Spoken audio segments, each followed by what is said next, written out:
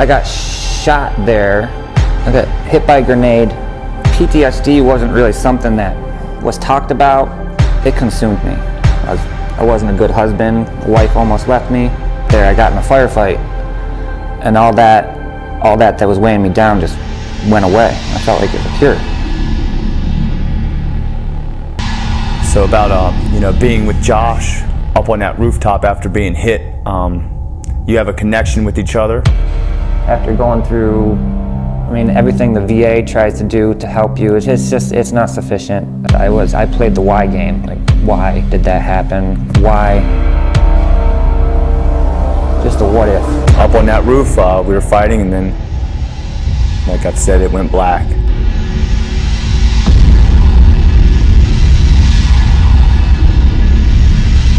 Josh, I can remember being down. I remember the world stopped and went dark.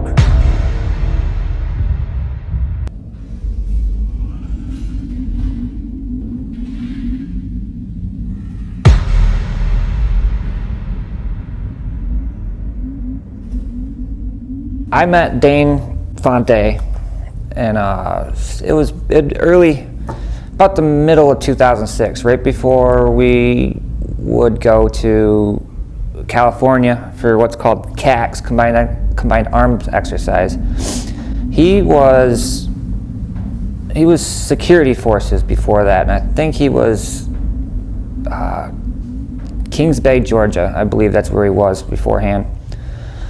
And it took a minute to get used to Dane, because he was always a joker. But it didn't take that long. We ended up being put in the same squad shortly before we deployed. What they did, we were weapons platoon. He was a machine gunner. I was an assaultman. And typically, you keep weapons platoon together, and they part us out as needed with other squads patrols. But they folded us into 4 different platoons. We went with riflemen, and Dane happened to get put with me. It was fun. It was fun for the most part. He ended up in my team for probably 3 months, and then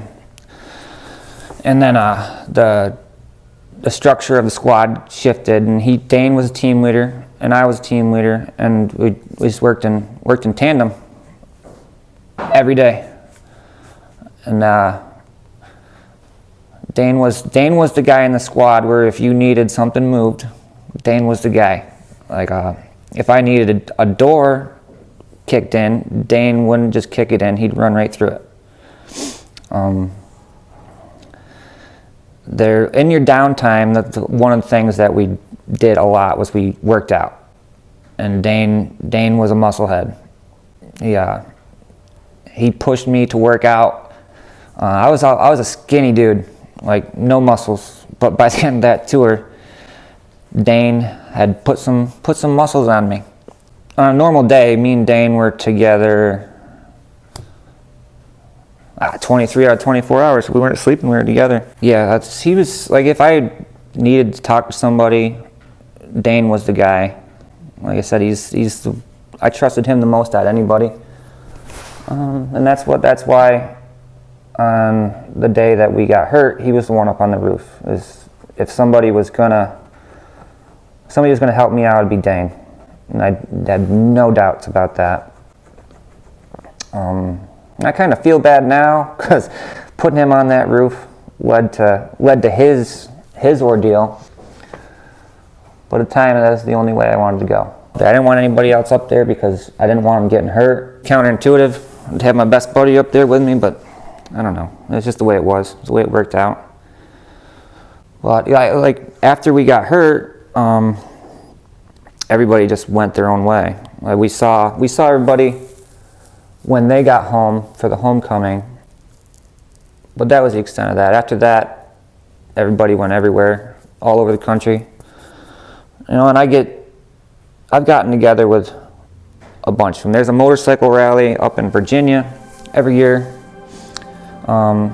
It's basically in honor of Sergeant Frazier, and I guess Dane went to it, but I couldn't because all the health stuff that was going on. It'd be great to see him again. So we've been texting and talking on the phone, but when it doesn't hold a candle to being able to see him again.